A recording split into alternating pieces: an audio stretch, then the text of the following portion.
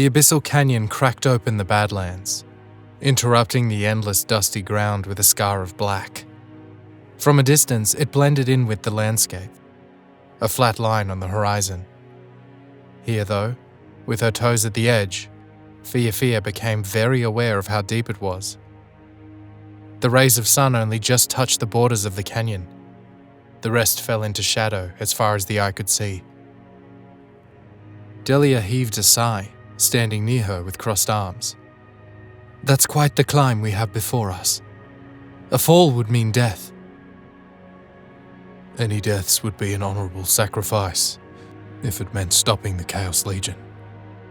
The deep voice of Reclornaman rumbled as he stepped up behind them. We take this journey knowing what could happen. Fia lifted her chin, still staring into the darkness of the canyon. I am not afraid. One of King Wilhelm's rangers, a woman that called herself Hidana, glanced over at them from where she uncoiled rope nearby. You should be afraid. You are very young to be in such a difficult position. When I was your age, I thought I was immortal too. She chuckled. Fia only offered narrowed eyes in response. Yes, she was only 16 years old, but she had spent her formative years growing up on a pirate ship alongside her father. She had learned how to fight, how to survive, and how to read terrain. Since the Chaos invasion, she'd even learnt to get used to death and destruction. Perhaps the only thing she hadn't learned to do was to let go. Her father had been sent to prison for piracy, but she still saw him every night in her dreams. Trust yourself, he would tell her over and over. Your instincts know what to do. Are we ready, Rangers? Reclornaman called over his shoulder to his group. He received several affirmations, and the griffins that accompanied them scratched the ground in response. Are all you ready? Beradallan asked. Jokin. Fia glanced over at the group she'd travelled with for over a month now. Beradallan, River Helendale, Delia of the Zenith Scale, and Joken the Ifrit with his great bird. They'd travelled from central Praetoria over the mountains, through the jungles and swamps, and across the dry-bone Badlands. Now, at last, they were at the final stretch of their journey. Yes, Joken responded, his flames flickering in the hot wind. Our goal lies before us. The ancient elemental temple and a way to save our land. Bear nodded firmly and looked at Reclornaman. My group is ready. Let's get going. It was a relief stepping out of the hot sun and into the shadow of the canyon. A small path slithered down along the wall, the edges crumbled and dangerous. Their large party moved in a singular line. While the canyon was still wide enough, a few of them rode on their flying mounts. Fia could see further down, however, that the canyon narrowed. They would not be able to fly for very long. Fia shuffled her boots carefully, trailing one hand along the wall. She was not afraid of heights. Years of climbing the rigging on her father's ship had ensured that. In front of her, Delia moved lightly and confidently. I didn't expect a path here, Fia said to her friend. I thought this temple had been lost to the ages. The temple is unknown, Delia replied. But these Badlands aren't uninhabited. Raiders live here. They probably have attempted to find the bottom of this canyon over the years. No one has found how deep it goes. Or at least, no one has lived to tell the tale. A wry smile pulled at Fia's lips. Is that what they taught you at your Zenith Scale temple? Despite what the monks might claim, I did pay attention during the Praetoria geography discussions. They both shared a chuckle as they trekked further and further down. Hours passed. Only light conversation broke the silence of the canyon. Fia could hear Bera, Joken, and Reclornaman compare notes about the Chaos Legion's invasion across the Splinterlands. It was all disheartening. The adolescent attempted to tune it out and focus on the path ahead. Suddenly, the path ended in a sheer drop. The group stopped and investigated the area, discussing options for their descent. We have climbing gear? Fia suggested. If we find good anchor points, we could descend. I don't know, Hidana replied. It's still wide enough here for the griffins. I think we should take them down as far as we can. There must be another ledge further down. The griffins can't carry everyone at once, Bera cautioned. We'd have to make a few trips, Hidana conceded, inclining her head. Fia frowned, surveying the dark of the abyssal canyon. Already many lanterns were lit. Soon they would lose all sunlight and truly be in the dark. I don't think we should split up the crew, Fia stated. She realized those were her father's words coming from her mouth. His crew was like his family. They even called him by his first name, Captain Maliko, rather than Captain Howard. It's all right, kid, Hidana grinned. We've got this handled. Trips on the griffins are the best route there. I agree, Reclornaman nodded. Let's get started. Fia huffed, leaning back against the wall as this operation was organized. Bera and Joken both worked closely with Reclornaman and his rangers, discussing logistics. River drifted over to her, his angular elven face tired but smiling. Do not let others' opinions bother you, River said softly to her. Everyone comes from a different background after all. We all see life uniquely. Fia heaved a heavy sigh, pulling her tri-cornered hat further down on her head. Yes. They are important rangers in service of a king. I am just a pirate's daughter. What do I know? Delia chuckled at the sarcasm. River placed a comforting hand on Fia's shoulders. I have found that actions speak louder than anything else. River, Bera called. Could you come help with this? The elf offered Fia another warm smile before heading to help his friend. It took another 2 hours for the griffins to ferry everyone from this ledge to another a mile down. Going was slow due to the treacherous canyon, and a few times Fia was certain she heard a strange scuttling echo from further down in the darkness. With all the commotion from the large group, though, she couldn't be certain. Trust yourself. Her father's voice rang in her head. Your instincts know what to do. When they all reached this new outcropping further down in the canyon, they left the flying mounts behind as the canyon was too narrow for them to traverse further. It was truly dark this deep. Only their lantern light provided any depth to the space. Their shadows danced along the walls. A few of their company complained about vertigo from being unable to get their bearings in this large space. I'm used to this type of dark, Fia thought.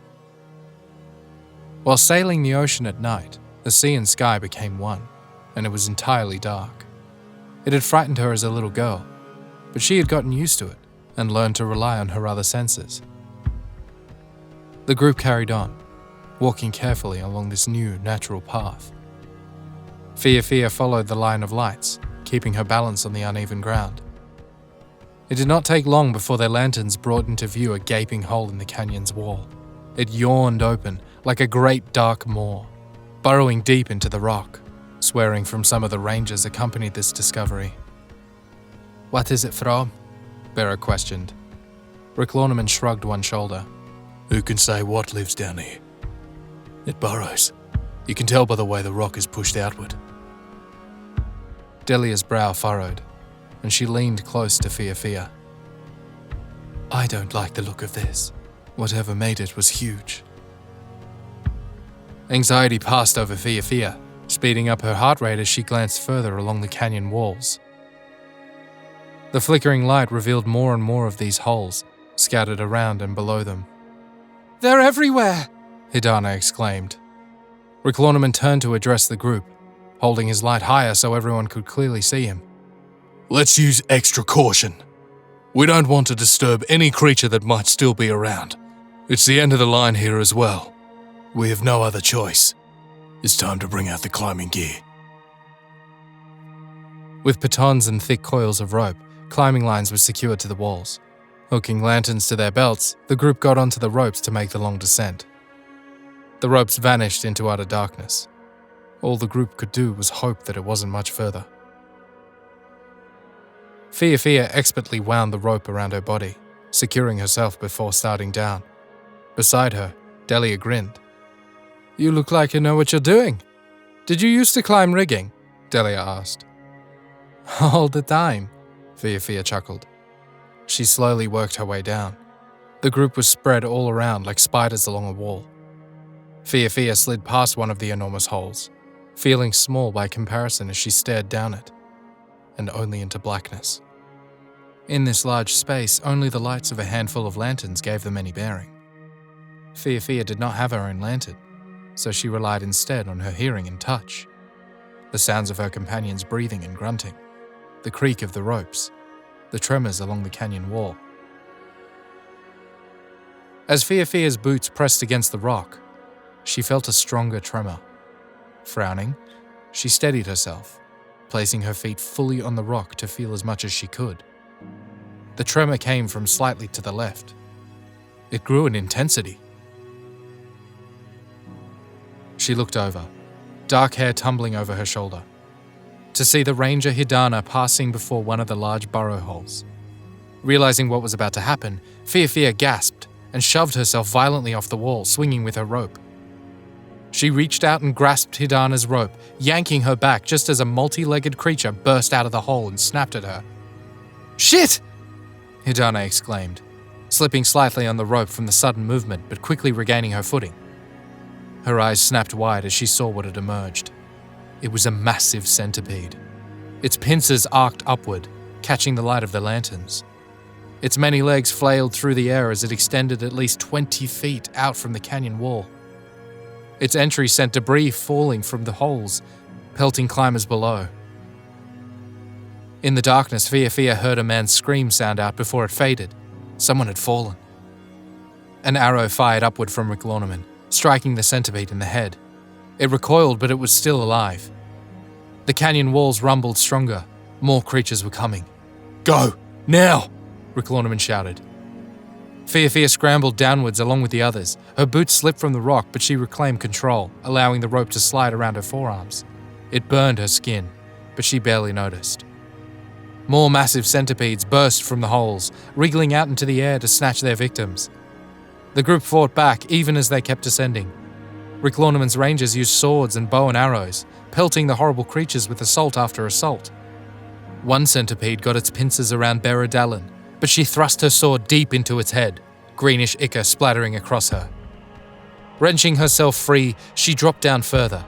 Fia could hear splashes from River's water magic, and blasts from Joken's fire occasionally lit up the canyon.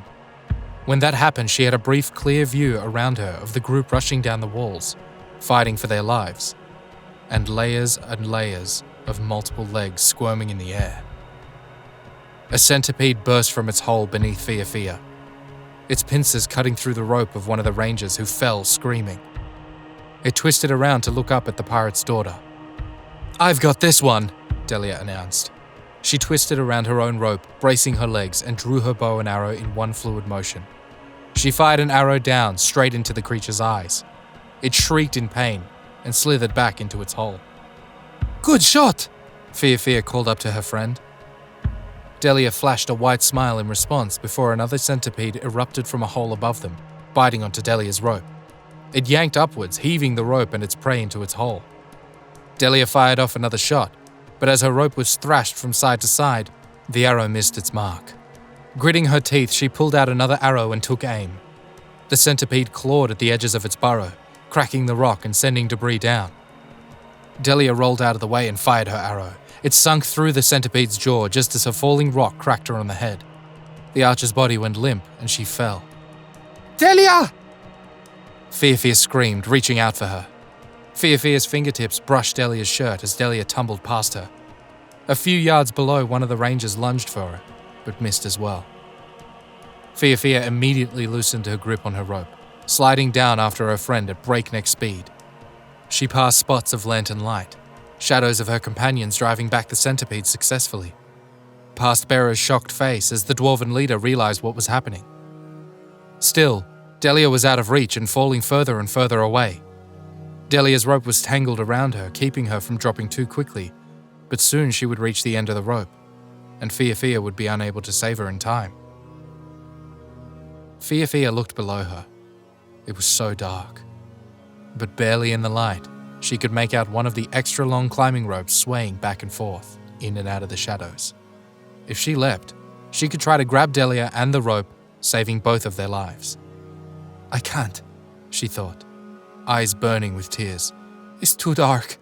I can barely see." Dahdah was almost out of her vision, wrapped in shadow. The last of her security rope falling away. "Trust yourself." Her father's voice sounded in her mind. Fia focused on her falling friend and on the swinging rope further down.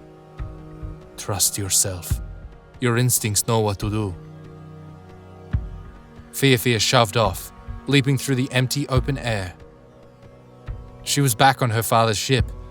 The sky and sea were one at night as they sailed. She was unafraid. Her arms wrapped around Dahdah and she pulled her close, tightening her legs around her friend to keep her secure. Fia saw the long rope swinging through the dark. It passed out of a flash of lantern light, and she could no longer see it, but it had been swinging towards her. Even without her sight, she still knew where it would be. Fia reached out for the rope. She reached out for the ship's rigging. She trusted herself. The rough rope swung into her palms and she grasped it. With Dahdah clutched against her, they swung in a wide, low arc, hair blowing back from their faces. It was all dark, but just ahead she could see a faint glow of runes. Runes that glimmered green, red, blue, purple, and yellow. In this glow, she barely made out angular outlines. They were not natural. It was a structure. Fia let go of the rope and tucked herself into a ball, trying to protect Dahdah. They free fell for a brief moment before hitting the rocky ground of the canyon, rolling over and over, until at last sliding to a stop before the runes. Fia lay on her back, chest heaving as she caught her breath. "Dahdah?" she panted. "Dahdah, are you all right?" The archer groaned, and one hand drifted up to hold a cut on her head. "I think so. Ow! Did we make it to the bottom?" "Yes, I got you down," Fia laughed breathlessly. The two stayed where they were until the rest of the group descended, boots thudding against rocky ground. Bera and River instantly ran to their sides. Joken hung back a few feet, his fiery body illuminating their surroundings. "You're alive!" Bera gasped. "I saw you fall! Don't scare us like that again!" Rick Lorneman and Hidana both stepped up, nodding towards the two adolescents. "You saved my life," Hidana stated. "You have my respect and gratitude, Fia Hauer." "Indeed," Rick Lorneman added. "You showed bravery equal to that of my rangers. You have a bright future ahead of you." Fia and Dahdah were both helped up, offering smiles in return. All gazers then turned to the glowing runes before them. At the bottom of the abyssal canyon, far down from any sunlight or view of the sky, a set of ancient double doors were carved into the wall. Runes representing each of the elements bordered them, reflecting in all of their eyes. "We have found it," River sighed in relief. "The lost temple." Fia nodded sharply, her jaw set. "Let's go save the Splinterlands."